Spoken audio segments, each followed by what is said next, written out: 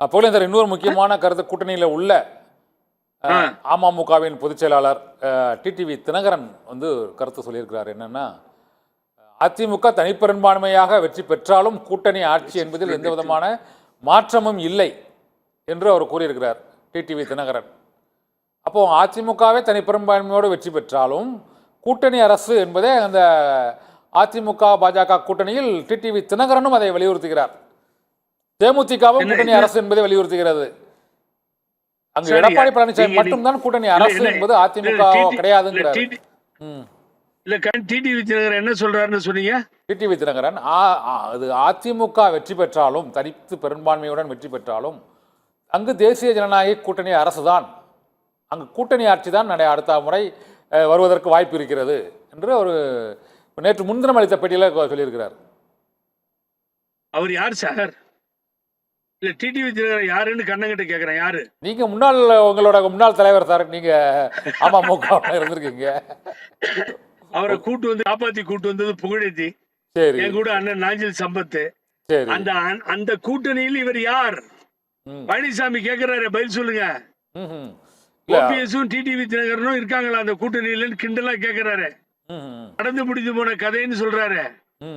இவர் யார் சார் சொல்றதுக்கு? இவர் இருக்கிறாரா இல்லையான்னு இன்னும் இந்த கூட்டணி கன்ஃபார்ம் பண்ணலையே. அண்ணாமலை இருக்க வரைக்கும் சுத்திட்டு போனாங்க அந்த வண்டியில. இப்ப அண்ணாமலை வண்டியே ஓடல, நின்னு போச்சு. அவர் தலையில இருந்து எடுத்துட்டாங்க. ஆக இவர் எங்கே இருக்கிறார்? எந்த இடத்திலே இருக்கிறார்?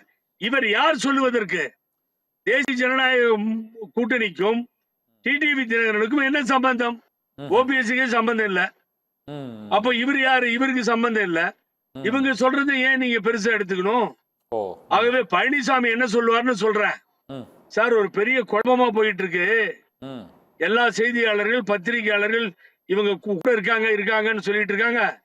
ஆகவே இந்த கூட்டணியில் அங்கம் வகிக்கவில்லை அப்படின்னு ஒரு ஸ்டேட்மெண்ட் நீங்க ரிலீஸ் பண்ணாதான் நான் தொடர்ந்து கூட்டணியில் இருக்க முடியும்னு சொன்ன உடனே தேசிய ஜனநாயக கூட்டணி உடனடியாக அங்கே ஒரு கடிதம் வரும்.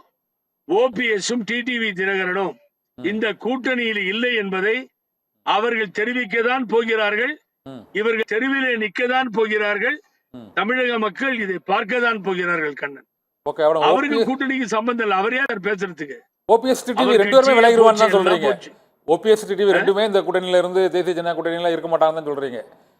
ஓபிஎஸ் இப்ப பல்வேறு கட்ட ஆலோசனைகள்ல ஈடுபட்டு வராரு. அவர் வந்து இந்த மதுரை மாநாட்டுக்கு அப்புறம் அறிவிக்க போறான்னு சொல்லியிருக்கிறாரு. அதே போல டிடிவி சசிகலாவுக்கும் அந்த மாநாட்டுக்கு அழைப்பு கொடுத்திருக்கிறாரு. அநேகமா அவர் வந்து அந்த கூட்டத்தை அந்த கோவை மாநாடு என்னங்காச்சு? கோவையில் ஒரு மாநாடு நடத்துறேன்னு சொன்னாரு, என்னாச்சு? ஆமா, அது நடக்கல. ஆதரவாளர் ஒருத்தர் போய் காஞ்சிபுரத்தில் நின்னுட்டு காலில் விழுவன்றாரு. இதை விட மானங்கிட்ட செய்திருக்க முடியும்? ஆளும் வளரணும், அறிவும் வளரணும், அதுதான்டா வளர்ச்சி. உன்னை ஈண்டெடுத்தவருக்கு அதுவே நீ தரும் மகிழ்ச்சி. உன் உடம்போடு பின்னி வளரணும் தன்மான உணர்ச்சின்னு பாடினாங்க. பேரறிஞர் அண்ணா பெருந்தகை பிறந்த ஊர்ல நின்றுட்டு காலில் விடுறேன்னு அந்த மேடையில உட்காந்து வைத்தியலிங்கமும் மனோஜ் பாண்டியனும் எவ்வளவு பெரிய ஆள், அவருடைய தந்தை, அதை வேடிக்கை பாக்குறாங்க. யார் கால்ற யார் விடுறது? காலில் விடுற நிலைமைக்கு போயிட்டாங்களா சார் இவங்க? அப்பையும் கூட்டணியில ஒத்துக்க முடியாது அப்படின்னு சொல்ற இடத்துலதான் பழனிசாமி கரெக்டா நிக்கிறாரு. அவரு ஏத்துக்க முடியாதுன்னு இன்னும் தைரியமா அவங்களால பாலிடிக்ஸ் பண்ண முடியல. கண்ணன், நீங்க சொன்ன டிடிவி தினகரனுடைய எதிர்ப்பு, ஆட்சி அதிகாரம் எல்லாத்தையும் கையில தூக்கி கொடுத்து, கட்சியை கொடுத்து அந்த அம்மா சிறைக்கு போயிட்டு திரும்பி வந்தப்போ எல்லாத்தையும் பறிகொடுத்து விட்டார் தினகரன். பழனிசாமியிடம் பறிகொடுத்து விட்டார்.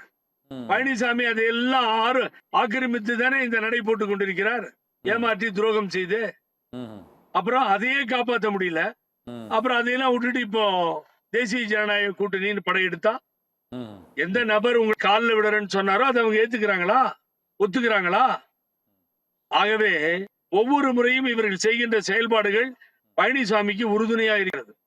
அதுதான் உண்மையை சொல்லணும்னா அதுதான் விஷயம். இங்க எதிர்ப்பதற்கு சரியான ஆட்கள் இல்லை. நான் ஒருத்தர் நின்று போராடிட்டு இருக்கேன். அந்த நண்பர் சொல்றாரு, எல்லா வகையிலும் போராடி விட்டோம். இந்த வகையில் என்ன போராடிட்டீங்க? நீங்க கேண்டிடேட்ட போட்டீங்களா? ரெட்டையிலையை கேட்கறதுக்கு ஏ ஃபார்ம் பி ஃபார்ம் கொடுத்தாரா ஓபிஎஸ் அண்ணன்? கேஸ் ஜெயிச்சனே டெல்லியிலையும் இங்கேயும் போராடிட்டு நிற்கிறேன். ஒரே ஆளா தனித்து நின்று போராடுறேன். சூரியமூர்த்தி மாதிரி போராடுறாங்க. நிற்கிறார்கள். ஆனா தேவையில்லாம பேசி ம் இது மாதிரி பேசிட்டு அலையறாங்க. சார் ஒன்ன சொல்றேன் சார். ம் கண்ணன் அன்னைக்கும் சொல்லுங்க. சொன்னேன், நான் இன்னைக்கும் சொல்றேன். எல்லா இடத்துலயும் அதிமுக எடப்பாடி அணிக்கு டெபாசிட் போயிடும். ம் ஒற்றுமை இல்லாம இது போனால் இப்படிதான் நடந்தால் அது அப்படிதான் போய் முடியும். ஆனா உங்களுக்கு வந்து ம் ஒரே விஷயம் இதுல என்னன்னு கேட்டீங்கன்னா, ம் அவர் ஒற்றுமையாக இறங்கி வந்து எல்லோரோடையும் சேர்ந்து ம் ஒரு அமைப்பாக செயல்பட்டால்தான் ம் திராவிட முன்னேற்ற கழகத்தை எதிர்கொள்ள முடியும். ம். நான் திமுகவுக்கு வரிஞ்சு கட்டிட்டு சப்போர்ட் பண்ணல. ம் ஆனா எல்லா விதத்திலையும் நான் சொன்ன நீங்க கோச்சிக்கிறீங்க கீழ்பக்கத்து போன HRNC பணத்தை எடுத்து காலேஜ் கட்டுறேன்னு சொல்றாரு. ம் தப்பு அதுன்றாரு. ம் அப்ப முதல்வர் சொல்றாரு பழனி திருக்கோயில் பணத்துல தான் ஆர்ட்ஸ் காலேஜ் கட்டியிருக்கு. அது மாதிரி பணத்தை என்டோன்மெண்ட்ல எல்லாம் யூஸ் பண்ணலாம், தப்பு கிடையாது. இதே தெரியாம ஒரு முதலமைச்சர் 4 வருஷம் இருந்திருக்காருன்னு இப்ப இருக்க மு.க. ஸ்டாலின் சொல்றாரு.